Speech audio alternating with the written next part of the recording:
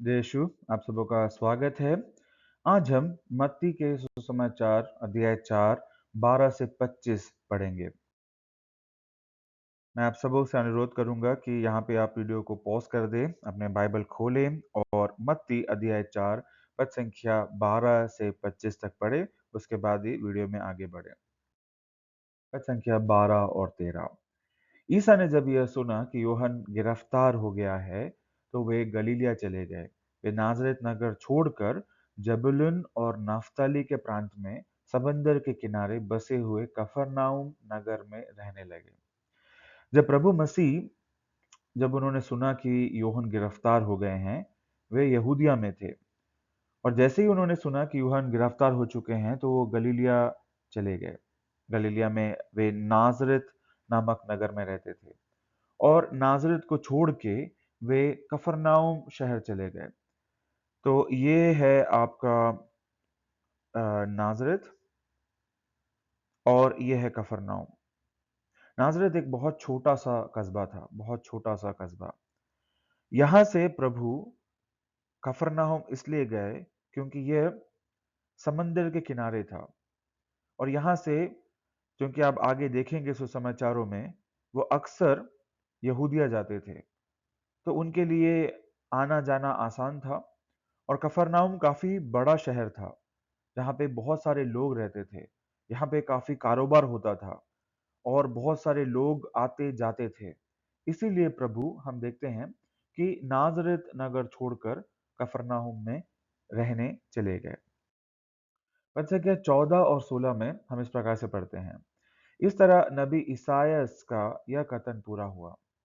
जबूलून प्रांत, नफ्तली प्रांत, समंदर के पथ पर, यरदन के उस पार, गैर यहूदियों की गलीलिया, अंधकार में रहने वाले लोगों ने एक महती ज्योति देखी। मृत्यु के अंधकारमय प्रदेश में रहने वालों पर ज्योति का उदय हुआ। यह हम ईसायास नबी के ग्रंथ अध्याय 9 पद संख्या 1 और 2 में पढ़ सकते हैं। यहाँ पर संत मत्ती हमें दिखा रहे हैं कि प्रभु जब नाजरेत छोड़कर कफरनाहुम में जब वो रहने चले गए, तब किस प्रकार से नबी ईसायास, जो कि प्रभु मसीह के आने से 600 साल पहले उन्होंने यह भविष्यवाणी की थी, यह भविष्यवाणी किस प्रकार से पूरी होती है। भविष्यवाणी क्या है? जुबलन प्रांत। तो ये जगह का नाम जुबलिन है। कफरनाउम जुबलिन और नाफ्तली प्रदेश के बीच में बसा हुआ है, इसलिए जुबलिन प्रांत, नाफ्तली प्रांत, समंदर के पथ पर। देखिए, समंदर से रास्ता है, ये जो नीला है ये यर्दन नदी है, और ये इसके आगे जाकर ये गलीलिया का समुद्र, ये गलीलिया का समुद्र है। तो समंदर के पथ पर, यर्दन नदी के उस पार, गैर यहूदियों की गलीली। तो आप देखेंगे कि जितने भी यहूदी थे, वो यहूदिया में रहते थे, यहूदिया प्रदेश में रहते थे। और जितने भी गैर यहूदी थे, वह जो थे, वह यहाँ पर रहते थे, जिसे हम गलीली कहते हैं। तो यहूदा यहूदिया में यहूदी लोग, और यहूदिया के बाहर गलीलिया में गैर यहूदी लोग। तो इसी प्रकार से प्रभु का जो भविष्यवाणी थी, वो थी जबूलून प्रांत, नप्तली प्रांत, समंदर के पथ पर, यरदन के उस पार, गैर यहूदियों की गलीलियां, जहाँ गैर यहूदी रहते हैं, जहाँ लोग अंधकार में रहते हैं, वहां पे उन्होंने एक महती ज्योति देखी। महती ज्योति यानी प्रभु मसीह को देखा। जो मृत्यु के अंधकार में प्रदेश में रहने वाले थे, उन पर ज्योति का उदय हुआ। तो किस प्रकार से यह भविष्यवाणी पूरी होती है, ये आगे हम देखेंगे।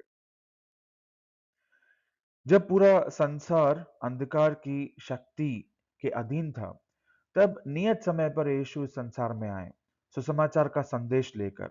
उन्होंने गरीबों, पीड़ितों और दबे हुए लोगों तक पहुंच बनाए, जो बिना चरवाहे की भेड़ों के समान थे।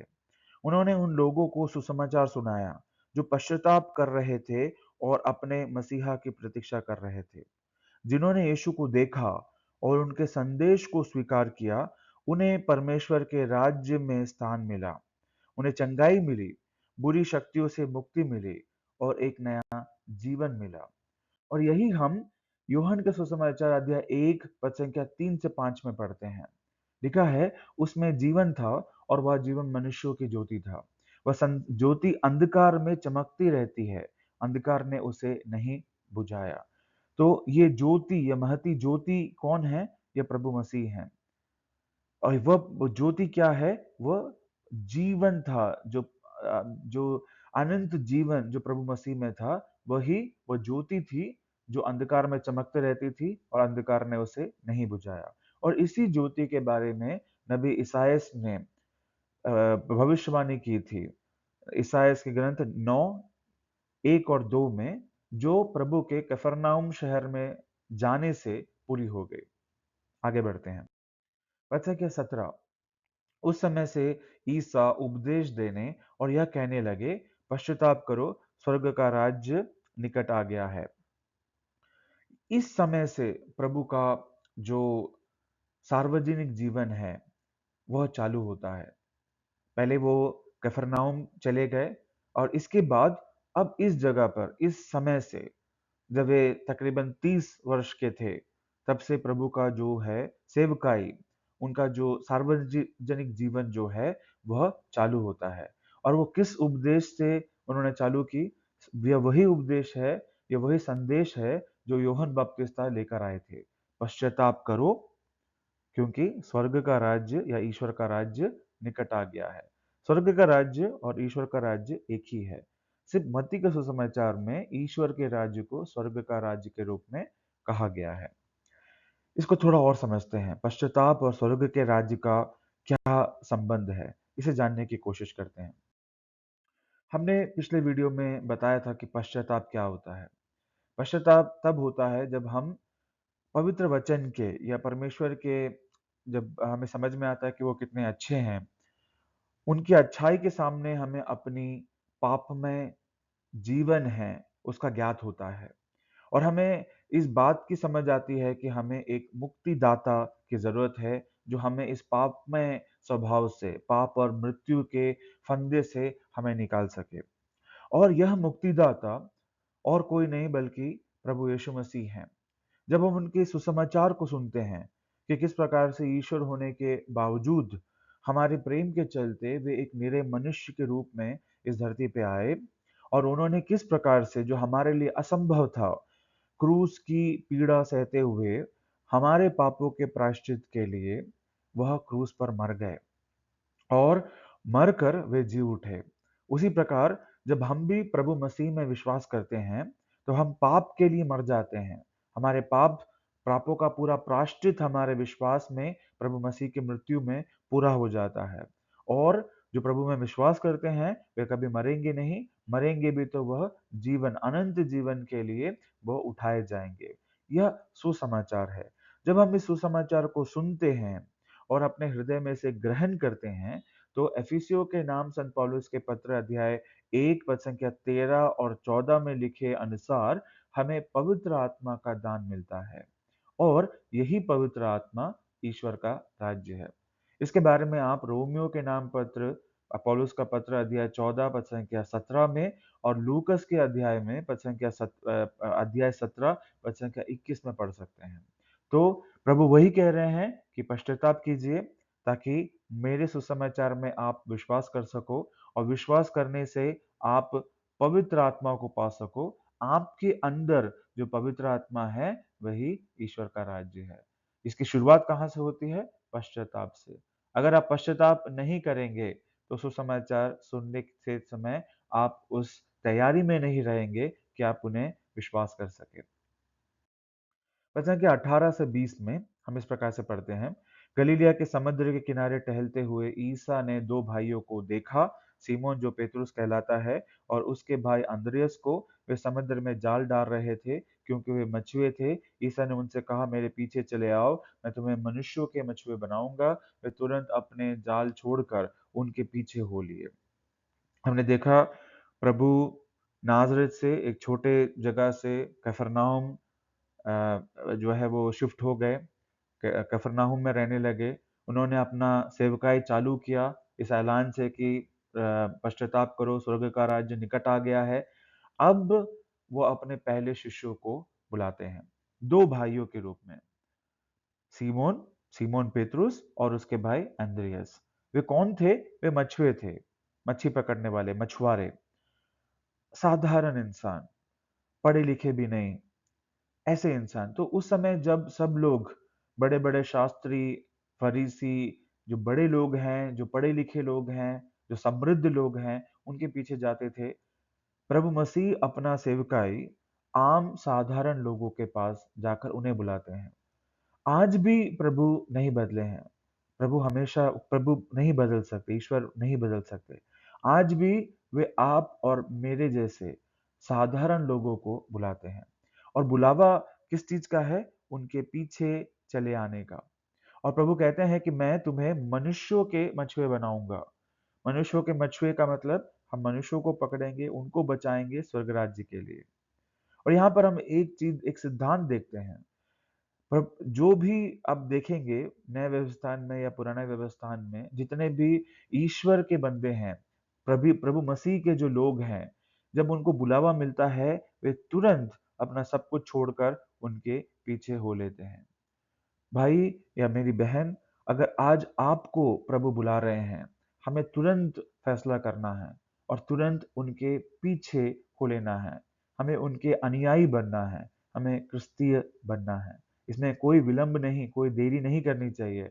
बहुत सारे लोग कहते हैं कि मैं रिटायर होने के बाद या कुछ सालों के बाद मैं प्रभु को के पीछे चलूँगा। नहीं, आज सुसमाचार का दिन है। अगर आज आपको यह संदेश मिल रहा है, आज फैसला करना है कि मुझे प्रभु मसीह के पीछे जाना है। वचन के 21 और 22 में हम पढ़ते हैं, वहां से आगे बढ़ने पर ईसा ने दो भाइयों को देखा, जबेदी के पुत्र याकूब और उसके भाई योहन को। वे अपने पिता जबेदी के साथ नाव में अपने जाल मरम्मत कर रहे थे। ईसा ने उन्हें बुलाया। वे तुरंत नाव और अपने पिता को छोड़कर उनके पीछे हो लिए। दो और भाई, याकूब के पुत्र जबेदी के पुत्र याकूब और उनके भाई योहन। तो यह चार भाई जो हैं, याकूब, योहन, अंद्रयास और सिमोन पेतरुस, ये चारों प्रभु मसीह के सबसे पहले शिष्य और उनके सबसे करीबी थे। योहन, संत योहन के सुसमाचार को लिखने वाले इंसान थे। और उनको भी, जब वो भी मछुए थे, वो नाव में जाल मरम्मत कर रहे थे, वो भी मछुआरे थे, उन्हें भी जब ये बात का बुलावा मिला, धर्मग्रंथ कहता है कि वे तुरंत अपने नाव और अपने पिता को छोड़कर उनके पीछे हो लिए। आगे बढ़ते हैं। वचन क्या 23 से 25 तक। ईसा उनके सभागृहों में शिक्षा देते, राज्य के सुसमाचार का प्रचार करते और लोगों की हर तरह की बीमारी और निर्बलता दूर करते हुए सारी गलीलिया में घूमते रहते थे। उनका नाम सारी सीरिया में फैल गया। लोग मिर्गी, लकवा आदि नाना प्रकार की बीमारियों और कष्टों से पीड़ित सब रोगियों को और अबदूत ग्रस्तों को ईसा के पास ले आते और वे उन्हें चंगा करते थे। गलीलिया, देकापोलिस, यरूशलेम, यहूदिया और यरदन के उस पार से आया हुआ एक विशाल जनसमूह उनके पीछे पीछे चलता था। यहाँ पे प्रभु के सेवकाई का सार है और यही चीज हम पूरे सुसमाचारों में देखेंगे। ईसा ने 3.5 साल यही किया। उन्होंने क्या किया? सभागृहों में जाकर वो शिक्षा देते थे। ये प्रवचन नहीं देते थे। प्रवचन और शिक्षा में क्या अंतर है? प्रवचन एक स्पीच की तरह है, जहाँ पर आप खड़े होकर आप लोगों को, कई सारे लोगों को उपदेश देते हैं। आपको नहीं पता कि उन्होंने उस उद्देश्य को समझा, नहीं समझा, कहने वाले ने कहा और चलता बना। शिक्षा देना अलग होता है। जिस प्रकार से आप कक्षाओं में जाते हैं, स्कूल कॉलेजों में जाते हैं, आपके टीचर आपको शिक्षा देते हैं, वो इस बात को सुनिश्चित करते हैं कि सुनने वाले आप या पढ़ने वाले आप बातों को समझ रहे हैं। तो प्रभु का जो सेवकाई था, वो प्रवचन का नहीं था, वो शिक्षा देने का था। वो लोगों के साथ बैठ के उनको चीजें समझाते थे। क्या समझाते थे?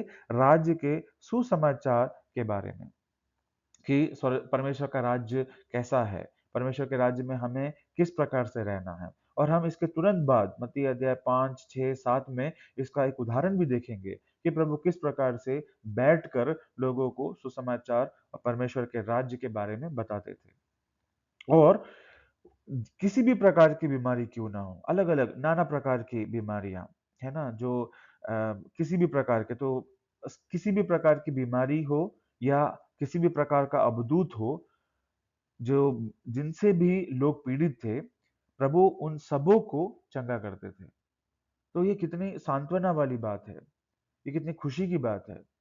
आज भी किसी भी प्रकार की बीमारी क्यों ना हो, कैंसर क्यों ना हो, टीबी क्यों ना हो, एड्स क्यों ना हो, जब हम प्रभु के पास आते हैं, प्रभु किसी भी प्रकार की बीमारी के भी ऊपर हैं और हमें पूरी तरीके से चंगाई मिल सकती है। अवधूतग्रस्त, मैं बहुत से लोगों को जानता हूँ, जो अपने जीवन में शैतानी शक्तियों से तंग हैं। प्रभु कहते हैं कि किसी भी प्रकार का अवधूत क्यों ना हो, जब वो हम उनके पास जाते हैं, प्रभु हमें पूरी तरीके से चंगा करते हैं। तो इसी के साथ मत्ती का सुसमाचार अध्याय 4 यहाँ पे खत्म होता है। अगली बार मत्ती 5 में फिर आपसे मुलाकात होगी। तब तक के लिए जय यीशु।